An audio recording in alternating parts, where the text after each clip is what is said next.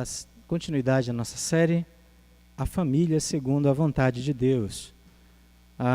No domingo que passou, nós reforçamos um pouquinho a respeito do conceito que nós estabelecemos a partir das Escrituras sobre o que é o casamento. E nós entendemos que o casamento é uma dádiva divina, é um presente de Deus. Ele foi criado e estabelecido pelo próprio Deus. O Senhor Deus viu que não era bom que o homem estivesse sozinho. E isso, no Éden, antes do pecado, isso já nos ensinando que o homem amargaria uma solidão, mesmo no paraíso, se ele não tivesse a sua companheira idônea, sua auxiliadora que ele fosse idônea. E o Senhor Deus, movido pelo seu amor, deu ao homem uma mulher, uma companheira, para ser para ele uma amiga para toda a vida, nessa aliança de companheirismo que é o casamento. O homem, Deus fez então para o homem uma mulher, mostrando que o casamento então, ele é uma aliança solene de companheirismo entre um homem e uma mulher, formando então a família. Nós vimos que o pecado veio e trouxe muita dificuldade para o ser humano, inclusive para o casamento. Mas isso não significa a falência da família. A família ainda é a base da sociedade, o relacionamento mais importante de toda a sociedade, fundamental para toda a sociedade. De tal maneira que se o casamento não vai bem, a família adoece, a sociedade é prejudicada, a igreja sofre.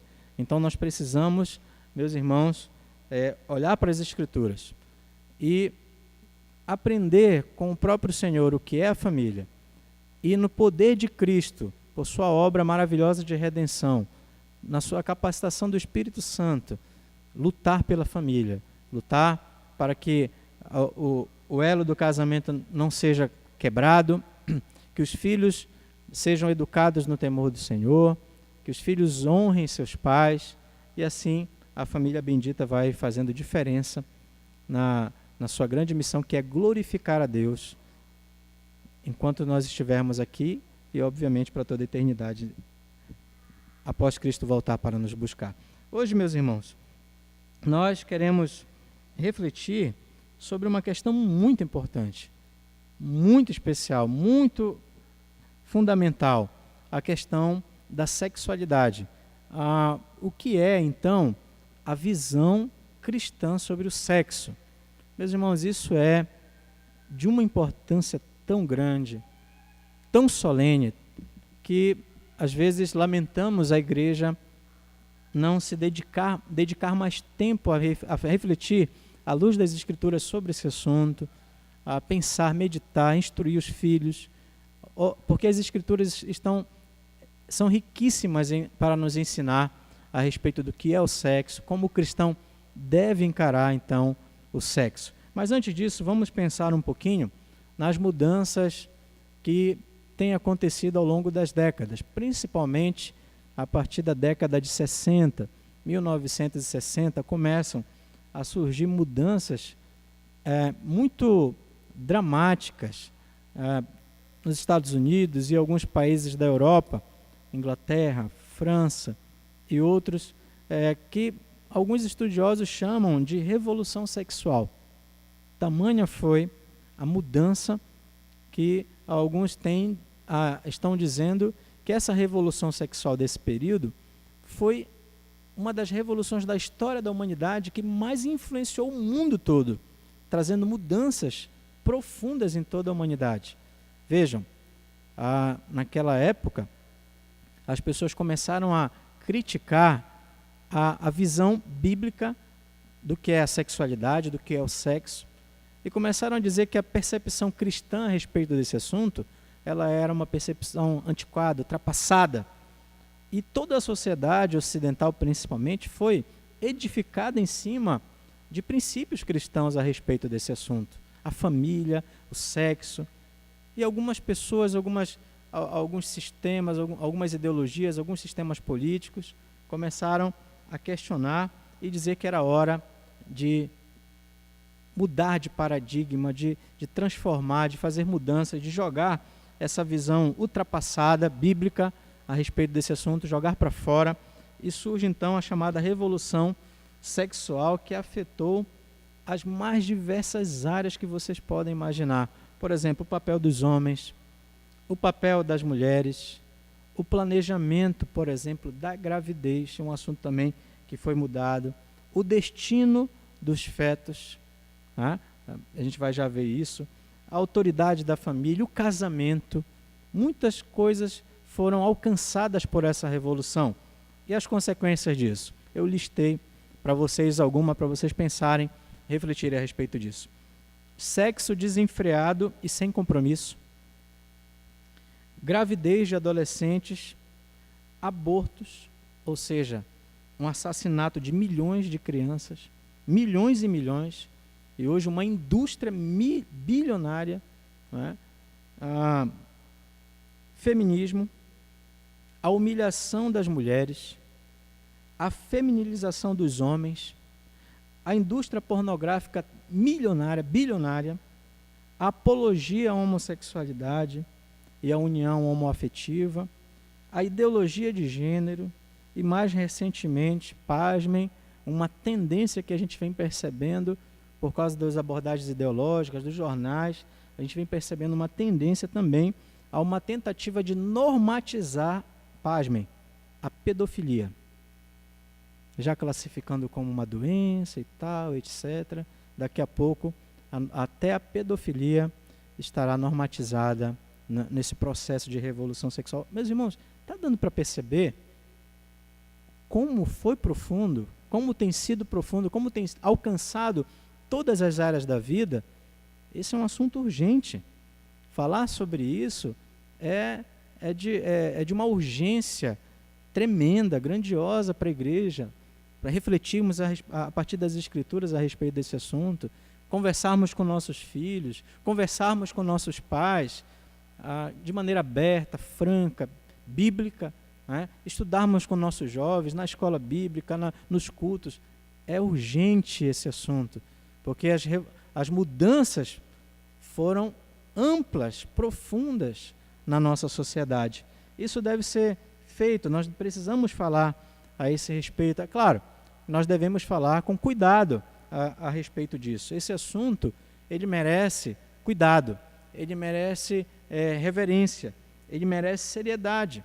Nós devemos nos apegar às Escrituras, nós devemos olhar para a Palavra de Deus, examinando esse assunto de forma bíblica, mas também devemos evitar alguns cuidados, alguns extremos, que eu quero alertar os irmãos aqui.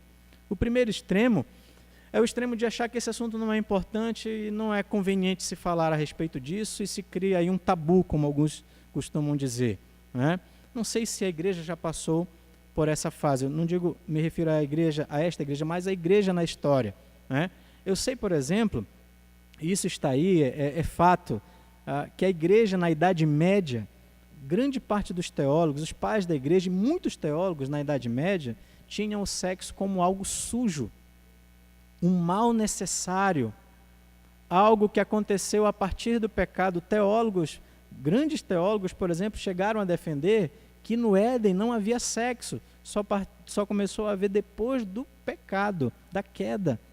E essa visão suja do sexo, né, dominou a Idade Média e exaltou a virgindade, exaltou, por exemplo, o celibato, de tal maneira que grupos do cristianismo defendem que para alguém se consagrar mais ainda à questão do reino de Deus, tem que abdicar do sexo, tem que ser celibatário ou coisa parecida, por causa dessa percepção de que o sexo é algo sujo. Então, veja, essa é uma abordagem que devemos evitar, né? Criar um tabu, um assunto que não vai ser abordado jamais por nós, por nossos filhos, porque vejam bem, quando nós negligenciamos esse assunto, o mundo não negligencia. Enquanto estamos fazendo de conta que ele não existe, o mundo não está fazendo, ele está educando nossos filhos nas escolas. Vejam, o apelo sexual nos desenhos, a erotização tremenda que está sendo o nosso tempo. As crianças estão sendo bombardeadas, os nossos adolescentes, jovens, as novelas, os filmes. as escolas viram o que aconteceu ano passado com essa questão da ideologia de gênero, tentando aprovar nos municípios a causa homossexual, etc. Então, meus irmãos, fiquemos alertas. Fiquemos alertas. Por outro lado, também nós devemos evitar o outro extremo. Qual é o outro extremo? É a abordagem irresponsável desse assunto. Virou moda hoje, por exemplo, o stand-up gospel. E quando se fala a respeito disso, se fala com brincadeiras, com piadas, e a coisa beira a banalidade, comparações que não alcançam a essência da coisa, comparando a mulher com isso, com o homem com aquilo. E a igreja convida esse tipo de palestrante, de pregador, a igreja ri e se diverte, e depois sai, não houve uma edificação, um alerta solene a respeito da seriedade do problema. Então, devemos evitar esses dois extremos. Quando abordarmos, não podemos abordar de forma banal, como uma piada, uma brincadeirinha, ou muito menos deixarmos de abordar, porque é um tabu que nós não podemos tocar, um assunto sujo, um assunto que não podemos examiná-los das Escrituras. São extremos que não fazem bem para a igreja. Muito bem, meus irmãos, vamos olhar para a palavra de Deus e ler alguns textos. Eu coloquei alguns textos no slide. Eu faria o seguinte, não faria aqui uma exposição, né, de um texto bíblico, mas leremos alguns textos e depois farei alguns comentários a respeito. Primeiro, Gênesis capítulo 1, no versículo 27, está escrito assim: criou Deus o homem à sua imagem, a imagem de Deus o criou, homem e mulher os criou. Versículo 28. Deus os abençoou e lhes disse: sejam férteis e multipliquem-se, encham e subjuguem a terra, dominem sobre os peixes do mar, sobre as aves do céu e sobre todos os animais que se movem pela terra. Outra passagem, Gênesis capítulo 2, versículo 24, diz assim: por esta razão, o homem deixará pai e mãe e se unirá à sua mulher, e eles se tornarão uma só carne. O homem e sua mulher viviam nus e não sentiam vergonha. Outro texto, Provérbios capítulo 5, que é um texto que exorta a questão da fidelidade do sexo com o cônjuge. Diz assim: beba a água da própria cisterna e das correntes do teu poço. Derramar-se-iam por fora as tuas fontes e pelas praças os ribeiros de águas? Sejam para ti somente, não para os estranhos contigo. Seja bendito o teu manancial. Alegra-te com a mulher da tua mocidade. Corça de amores e gazela graciosa. Sacinte os seus seios em todo o tempo. E embriaga-te sempre com as suas carícias. Por que, filho meu, andarias cego pela estranha e abraçarias o peito de outra? Porque os caminhos do homem estão perante os olhos do Senhor, e ele considera todas as suas veredas. Então, deu para perceber que esse texto de Provérbios 5 é um texto exortando o filho sábio a ser fiel a quem? A sua esposa da mocidade, a sua mulher. Né? Beber a água da própria cisterna é a mulher. Né? Então, é uma linguagem falando a respeito da importância da fidelidade, sexo somente com o cônjuge, ok? Um outro texto, 1 Coríntios capítulo 7, a partir do primeiro versículo, diz assim: quanto ao que me escreves, é bom que o homem não toque em mulher, mas por causa da impureza, cada um tem a sua própria esposa e cada uma o seu próprio marido. O marido conceda à esposa o que lhe é devido, e também, semelhantemente, a esposa ao seu marido. A mulher não tem poder sobre o seu próprio corpo, e sim o marido. E também, semelhantemente, o marido não tem poder sobre o seu próprio corpo, e sim a mulher. Não vos priveis um ao outro, salvo talvez por mútuo consentimento, por algum tempo, para vos dedicardes à oração, e novamente vos ajuntardes, para que Satanás não vos tente por causa da incontinência. Por enquanto, esses textos, vamos falar com o Senhor. Nosso Deus, em nome de Jesus suplicamos que o Teu Espírito Santo nos dê iluminação e nos faça compreender a Tua palavra, em nome de Jesus. Amém.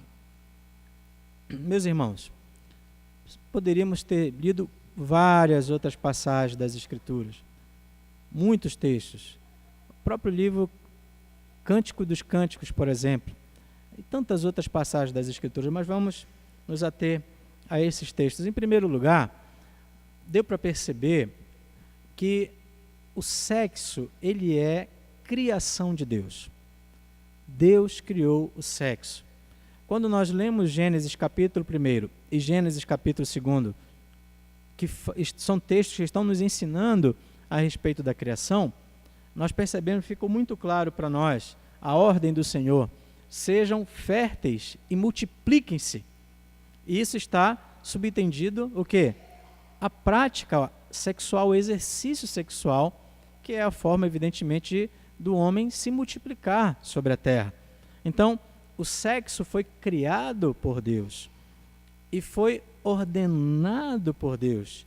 Ora, meus irmãos, nós podemos concluir, evidentemente, que o sexo é um presente de Deus para o homem, né? Para que o homem tenha prazer no seu relacionamento pactual com a sua esposa e para que ele possa também dar semente santa, fazer a igreja crescer, multiplicar sobre a terra.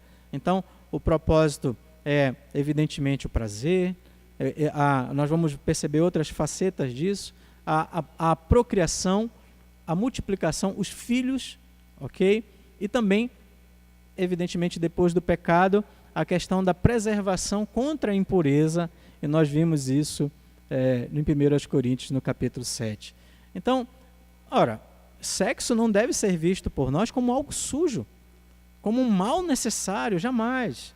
Antes disso, a visão bíblica do que é o sexo é um presente de Deus, é uma dádiva de Deus. Mas vejam, é preciso enfatizar algo muito sério. Quando nós estamos dizendo que o sexo foi criado por Deus, nós estamos contrapondo com a ideia de que o sexo é cultura humana, o homem mesmo que criou, é responsabilidade somente do homem. Não, se foi Deus quem criou e foi Deus, nós devemos então olhar para a vontade revelada do Senhor, para entender o que é o sexo, para entender como como o homem deve praticar o sexo, as normas que Deus estabeleceu para isso, para que o homem então glorifique a Deus com a sua sexualidade, com a sua vida, com o seu exercício sexual. Não é o homem que vai estabelecer isso, não é criação humana, não é algo produzido pela cultura humana, é algo criado por Deus. E quem dá então as normas, quem ensina o homem a respeito do que é o sexo, é o próprio Deus na sua palavra revelada. E todos devem então se submeter à vontade do Senhor para o bem da própria humanidade, meus irmãos. Porque muitos hoje pensam que a questão da sexualidade é fruto da cultura, é fruto da criação humana. Alguns vão até dizer, e isso é a moda do nosso tempo, que é uma questão de construção social, né? Separaram a palavra gênero da palavra sexo, certo? E estão dizendo que você pode até nascer com um órgão masculino ou feminino, mas o que vai definir o seu gênero, é você, porque geralmente o que tem acontecido é uma imposição social e etc, etc, a famosa ideologia de gênero, que é, meus irmãos, totalmente absurda, ridiculariza o homem, né? Então, meus irmãos, o homem não tem essa liberdade. O homem ele pode até, através de cirurgias, de comportamentos pecaminosos, buscar uma atividade sexual que não foi a que Deus deu a ele. Deus não o autorizou, mas ele não pode mudar o seu sexo. É algo que faz parte do ser do homem. Deus criou macho e fêmea, homem e mulher. E o ser humano, ainda que perverta isso, ele não pode modificar isso. criação de Deus, Deus criou macho e fêmea, e o Senhor Deus então ordenou, queridos irmãos, que o sexo fosse feito somente no contexto do casamento. Vejam que as Escrituras nos ensinaram, que deixa o homem pai e mãe e se une à sua mulher, formando uma só carne. Ou seja, essa união, essa unidade, esse apegar-se que a Bíblia nos ensina, é óbvio que fala muito mais do que sexo, mas envolve a questão sexual. Esse unir-se, o homem e mulher se unindo, também no seu relacionamento sexual, que é profundo, que é profundamente íntimo, né? Somente depois que o homem deixa pai e mãe. Isso as Escrituras estão nos ensinando a respeito, é claro, da questão do casamento, da aliança, de companheirismo, para depois então o homem possa se entregar à sua esposa e a esposa dele se entregar a ele, né? Uma entrega, um se entregando ao outro nesse prazer, no sexo, nesse que é uma dádiva de Deus para os homens, para a celebração da amizade, para a celebração do amor, para a procriação, para que haja santidade. Isso deve ser feito no contexto do casamento, não antes e nem fora dele. Porque quando o homem deturpa e quebra a lei de Deus, ele só traz para si ruína, só traz para si prejuízos incontáveis. Ora, o texto lá de Provérbios capítulo 5, que nós lemos, diz: beba a água da tua própria cisterna e das correntes do teu poço. Seja bendito o teu manancial. Alegra-te com a mulher da tua mocidade. Porque, filho meu, andarias cego pela estranha e abraçarias o peito da outra? Então, o adultério, o sexo fora do casamento é loucura, traz ruína, traz destruição, traz vergonha para o ser humano, para a família, é uma quebra da lei de Deus. Não adulterarás é o mandamento do Senhor. Então, o Senhor então requer que os homens aguardem o momento certo para a relação sexual, que é dentro do contexto de casamento, e exige fidelidade de ambos para que possam celebrar essa aliança de companheirismo nessa jornada que Deus tem permitido, essa jornada de vida, essa jornada de amor. O apóstolo Paulo, quando trabalha isso, ele nos mostra a importância disso, de maneira que os cônjuges devem desfrutar dessa plena satisfação com seu parceiro de aliança, com seu cônjuge, dizendo, vejam, 1 Coríntios 7, versículo 3, o texto que eu li, o texto diz assim: o marido conceda à esposa o que lhe é devido, e também, semelhantemente, a esposa ao seu marido. A mulher não tem poder sobre o seu próprio corpo, e sim o marido. E também, semelhantemente, o marido não tem poder sobre o seu próprio corpo, e sim a mulher. Ou seja, aqui a ênfase aqui não é algo mecânico, frio, insensível, não tem nada a ver com isso. Mas, na verdade, a manifestação de que ambos devem se entregar amorosamente para que ambos possam desfrutar dessa satisfação prazerosa, desse presente de Deus, que é o sexo para o casal. E um pertence ao outro. Isso já era, queridos irmãos, uma bomba que o apóstolo Paulo estava soltando no seu tempo. Ele escreve para os crentes que estavam em Corinto, e havia imoralidade à torta e à direita. Haviam templos onde as pessoas faziam sexo para os deuses. Não havia fidelidade, havia imoralidade por todos os lados. E as mulheres, elas eram altamente passivas nisso tudo. E o apóstolo Paulo está dizendo, a mulher não é um objeto. O corpo do marido também é dela, assim como o corpo dela também é do marido. O marido também deve satisfazê-la amorosamente, se dedicar a ela, atender às suas necessidades, aos seus desejos. Então, esses versículos aqui que as feministas acusam o apóstolo Paulo de ser machista, na verdade, é o contrário do que elas imaginam. É a exaltação do propósito de Deus para a família. Sexo é para o casamento. E o leito deve ser sem mácula. Deve haver santidade. Deve haver honra. Deve haver dedicação um ao outro. Deve haver preocupação de suprir os apetites, as necessidades com santidade. Mas lembre-se, o sexo, ele não é cultura humana, não é produção do homem. Foi criado por Deus e o homem, então, deve se voltar para o Criador, principalmente nesse mundo caído, para saber quais são as normas do Senhor para o seu exercício, para essa atividade tão preciosa, tão importante, que é o sexo. Alguns até caem no erro de achar que os limites para isso vai ser definido nas quatro paredes entre o casal, né? E desde que os dois aceitem, tudo é lícito, mas isso é uma mentira. Não é o sexo, o leito deve ser sem mácula. Não é permitido ao ser humano trazer para dentro do seu relacionamento sexual fetiches, perversões, né? Exigir do outro coisas absurdas, mesmo que os dois compactuem. Isso não deixa de ser pecado. Então é preciso haver santidade, é preciso haver respeito, é preciso haver amor, é preciso haver paixão, fogo, carinho, é preciso haver ternura, é preciso haver honradez. Foi para isso que o Senhor, meus irmãos, nos deu o sexo,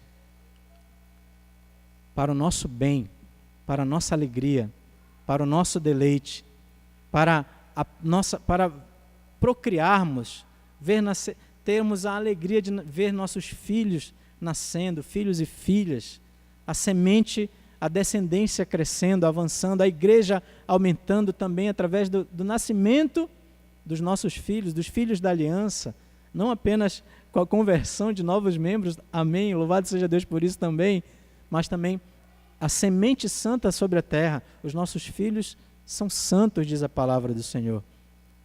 Então, o sexo tem essas características à luz da Escritura. É óbvio que nós estamos aqui apresentando um resumo, né, desse assunto que é tão amplo.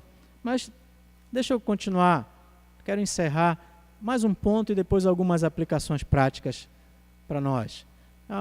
Uma pergunta que é muito comum: por que Deus limita a atividade sexual para o casamento somente? Essa pergunta é desafiadora.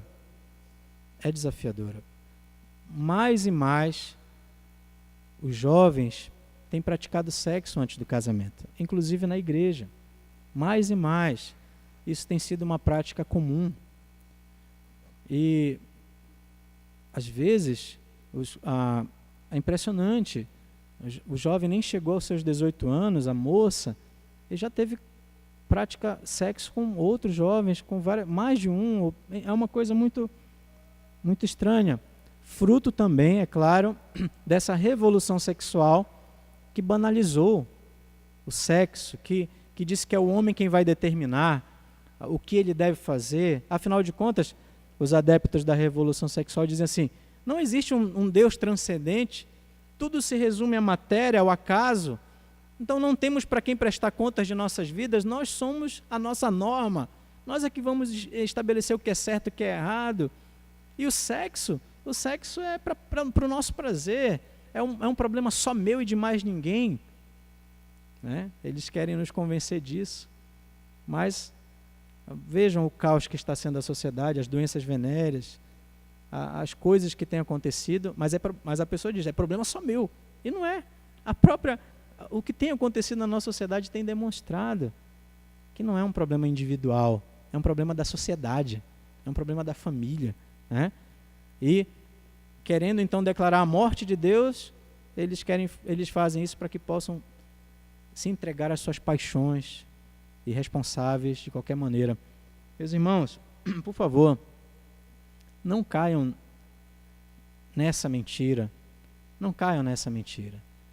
Os nossos filhos, os jovens, os filhos da igreja têm caído, têm tropeçado, e isso realmente é muito triste. Precisamos resgatar a vontade do Senhor para nossas vidas com relação à questão da sexualidade. Vejam, em Gênesis 2:24, que nós lemos, quando diz que o homem se une à sua mulher, a ideia ali de unir-se, a expressão unir-se significa fazer uma aliança ou um contrato que é irrevogável, que não pode ser quebrado, inviolável. Então, unir-se, o casamento, é uma aliança, um pacto, onde há o quê? Comprometimento, promessa de amor, de dedicação, de fidelidade. Então, o casamento, ele não começa no sexo. O sexo acontece num contexto de casamento. O casamento começa quando homem e mulher, solenemente diante de Deus, diante da igreja, diante do Estado, assumem um ao outro e prometem amar um ao outro e se dedicar um ao outro numa aliança de companheirismo. O sexo é o que? A celebração dessa aliança. É a renovação dessa aliança, enquanto na caminhada a dois, na paixão, no amor, quando os casais então se dão em sexo, em amor, eles celebram essa aliança de companheirismo, de amizade. Meus irmãos, isso é muito bonito, isso é muito belo você perceber essa questão. A união física que envolve o sexo é muito profunda.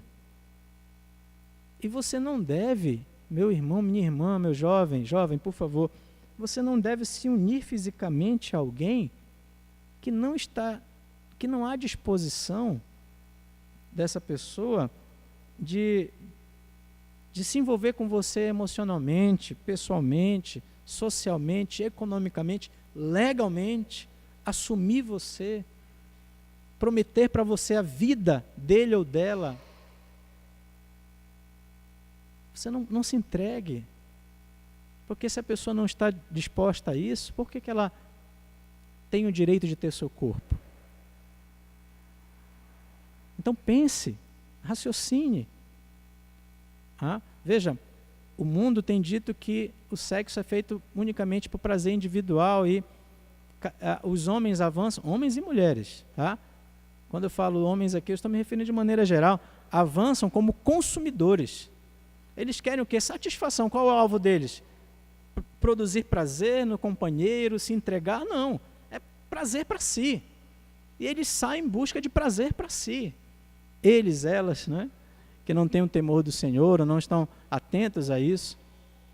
Mas o sexo não foi entregue por Deus para isso, para satisfação egoísta. A partir do pecado, o homem passou a ter o sexo com essa perspectiva, um olhar egoísta, como um consumidor, querendo consumir. E minha irmã, meu irmão, meu jovem, se você entra nesse esquema, você está sendo um objeto de consumo das pessoas. E um jovem cristão, uma moça cristã, não pode exigir do namorado sexo antes do casamento. Se exige, é porque não ama. Porque quem ama com o amor de Deus é um amor que não se conduz inconvenientemente. É um amor que tem pureza, que espera o momento certo. Se ama de verdade e quer ter você como esposa ou esposo, vai esperar o momento certo para a celebração desse amor que é no casamento somente. Então, o sexo, meus irmãos, ele se torna, pasme, isso é maravilhoso. Domingo passado, nós falamos sobre a característica da amizade no casamento.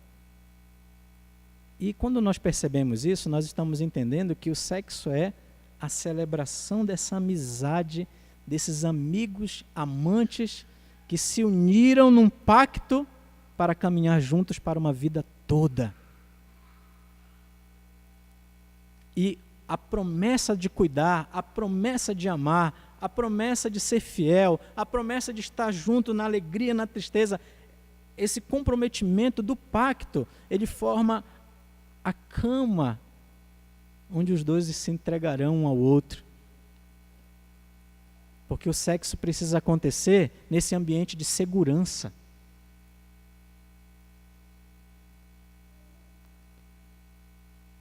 Isso é lindo demais. Você poder se aguardar, esperar, para olhar nos olhos daquela que vai ser sua esposa naquele dia e dizer assim: eu prometo amar você. Eu prometo cuidar de você. Eu estou hoje assumindo você. Eu estou tirando hoje você da casa de seus pais. E eu estou assumindo você. Eu vou lutar por você. Eu vou sustentar você. Eu vou apoiar você.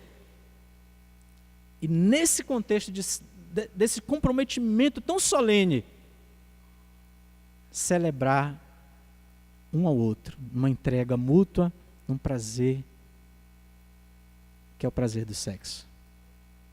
É por isso que o lugar do sexo é no casamento. Porque ele foi feito por Deus também para a celebração da aliança, para a celebração da união conjugal. Então, é muito importante que nós possamos resgatar isso. Um teólogo disse assim: a aliança é o pré-requisito para o sexo.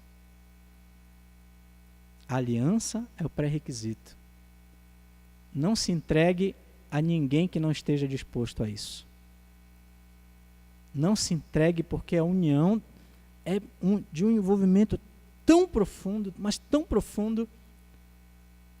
Não se entregue a ninguém que não a não ser que esteja disposto a assumir você como marido ou como esposa.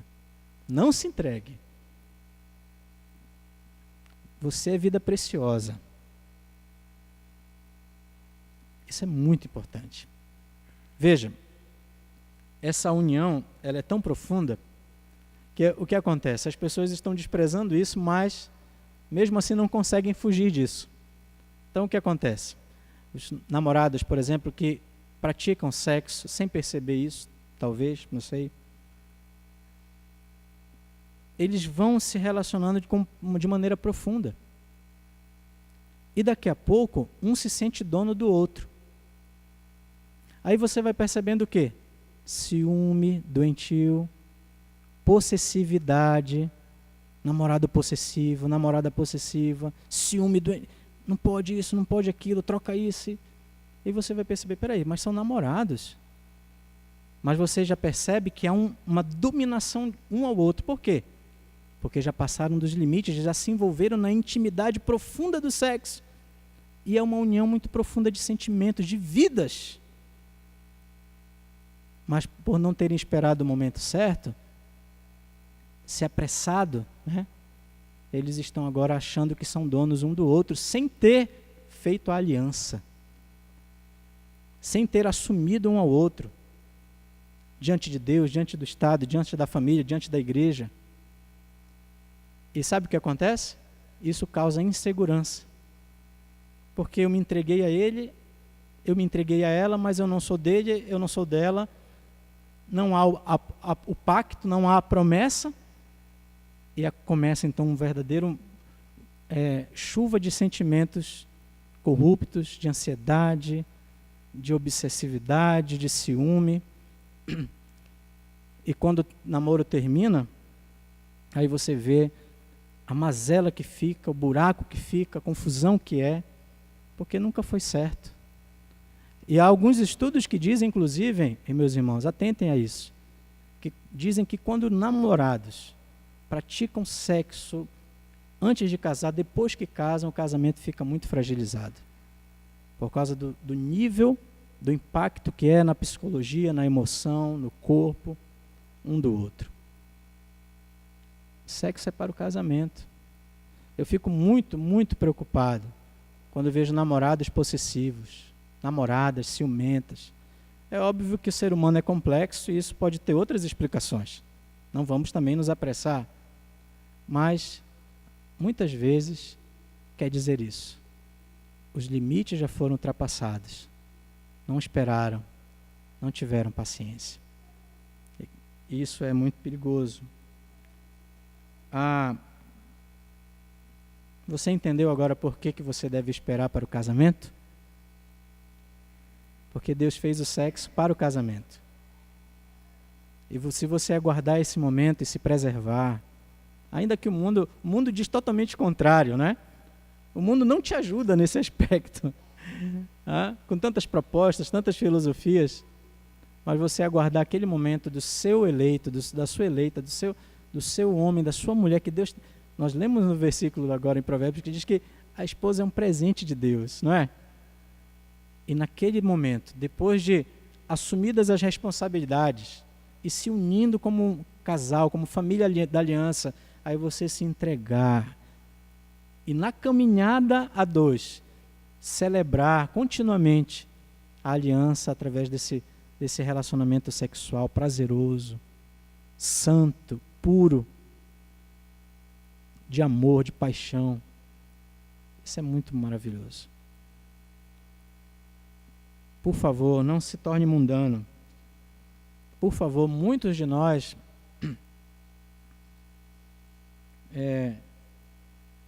temos errado, mas nós podemos mudar isso com a graça de Deus, no poder de Deus. Nós podemos, meus irmãos, mudar essa questão.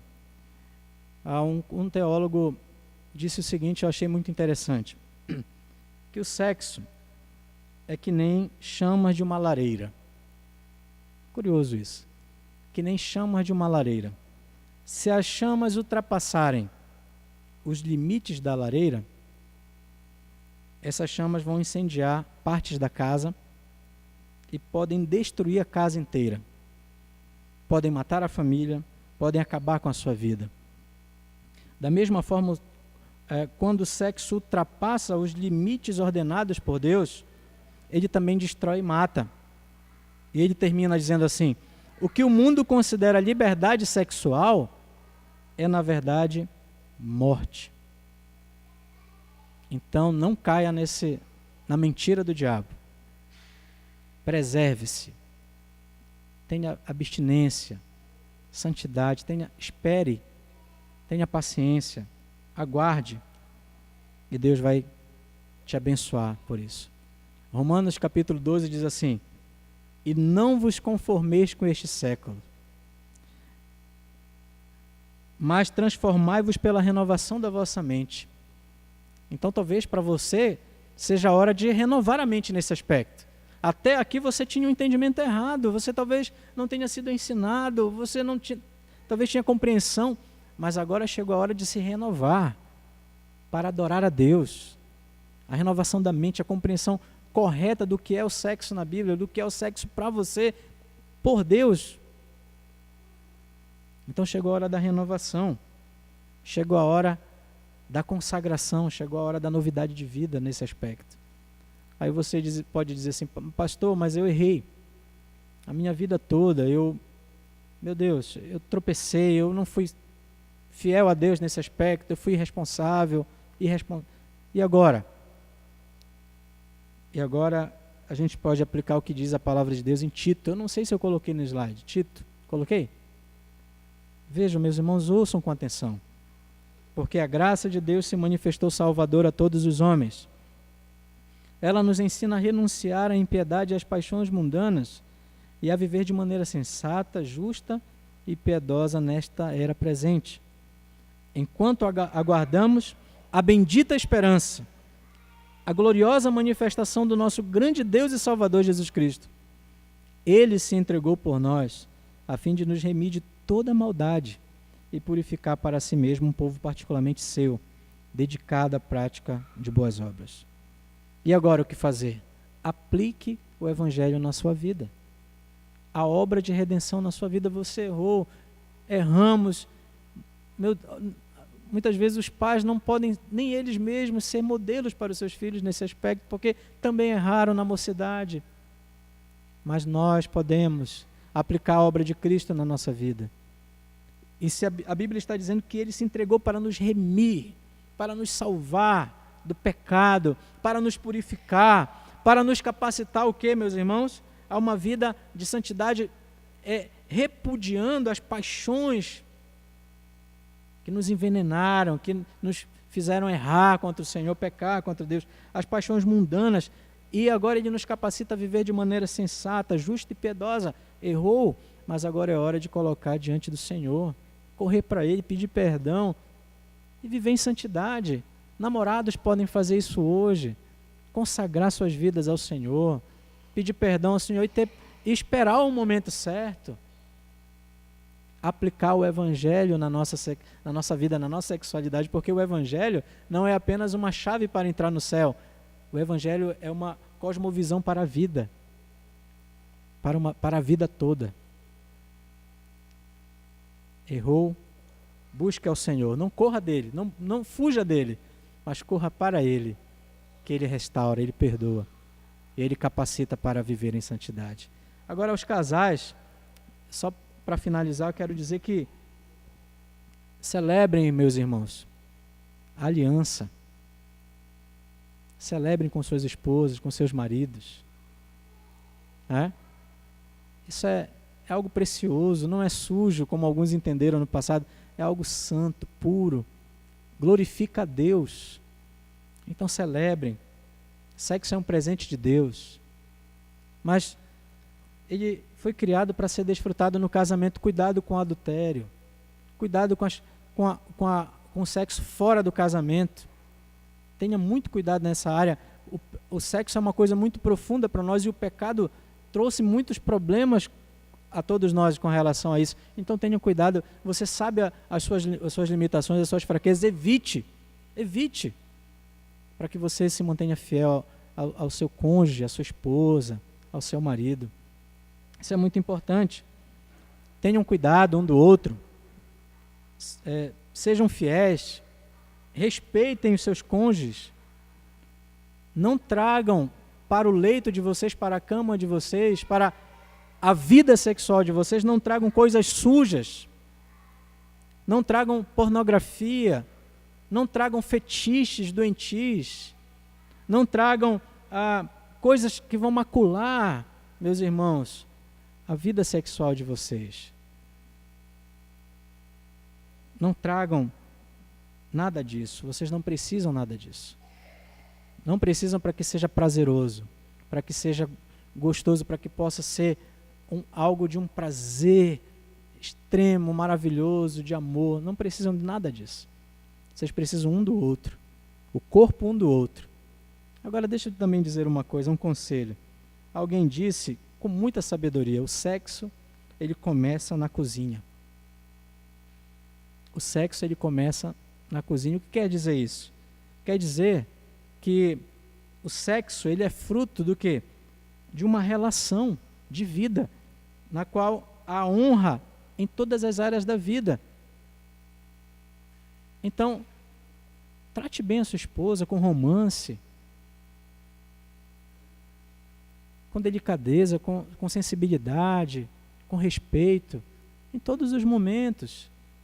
Elogie, abrace, converse, dedique tempo, dedique atenção. Lembra o que falamos dos conselhos práticos para a amizade? Entregue-se, doe-se, ouça, celebre. Algumas pessoas estão esquecendo disso e querem que seja algo mecânico e ainda usam 1 Coríntios 7, o teu corpo é meu, vamos, eu quero. E depois de um dia de murmuração, de briga, de confusão, de esquecimento, de abandono. O que é isso? Você não está tratando a sua esposa ou o seu marido como a sua melhor parte, mas como um escravo sexual. Isso é pecado. Essa expressão sexo começa na cozinha significa isso. Se esforce para tratar bem, com dignidade, para a glória de Deus, por amor a Cristo, para honrar a sua esposa que você prometeu se entregar, se doar, para honrar o seu marido. com respeito, com paixão. Seja romântico, né? Romance não faz mal a ninguém. É isso que eu queria, meus irmãos, hoje. Nosso tempo já avançou bastante. Muito mais coisa poderíamos falar a respeito disso. Muito mais coisa, tem muito mais para falar. Mas em outros momentos, outros estudos, outras oportunidades, a gente vai tratando desses assuntos. Mas, em resumo, é isso. O sexo, o Deus do sexo é o nosso Deus. Ele criou o sexo para o nosso bem. Ele nos presenteou com sexo. A sexualidade é uma coisa que nós devemos cuidar, que nós devemos atentar com santidade. O lugar do sexo é no casamento, num contexto de aliança, de comprometimento, de pacto de fidelidade, de amor, não antes disso e nem fora disso. Ele foi dado para homem e mulher, num relacionamento pactual de amor, de amizade. Cuide disso, valorize isso, agradeça a Deus por isso, celebre isso. Os jovens esperem, aguardem. Pais, trabalhem a sexualidade dos seus filhos ensinando o que é ser homem, o que é ser mulher, a questão da família, do casamento. E jovens, irmãos, de uma maneira geral, não vamos nos conformar a este mundo maluco, perdido, afastado de Deus. Vamos nos conformar à palavra de Deus, que é lâmpada para os nossos pés e luz para os nossos caminhos. Fiquemos de pé, meus irmãos.